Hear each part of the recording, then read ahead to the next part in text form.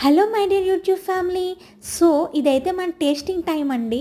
So దీని ముందైతే మనకి 2 టైప్స్ ఆఫ్ ఆమ్లెట్స్ ఎలా ప్రిపేర్ చేసుకోవాలి, అది కూడా ఎంత బాగా రుచిగా టేస్టీగా చేసుకోవాలనేది మీకు చూపించాను కదా. దాని ప్రిపరేషన్ అయితే చూసేయండి ముందు వీడియోలో. సో నేనైతే ఫస్ట్ ఆమ్లెట్ అయితే ట్రై చేస్తున్నానండి.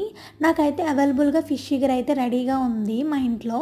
సో దాంతో నేనైతే ఈ ఆమ్లెట్స్ అనేవి కూడా నేను ట్రై చేస్తున్నాను అన్నమాట.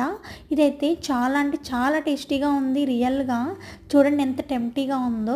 చాలా సింపుల్గా చేసుకునే ఆమ్లెట్ అనమాట. చాలా త్వరగా ఎవరైనా సింపుల్గా చేసేసుకోవచ్చండి.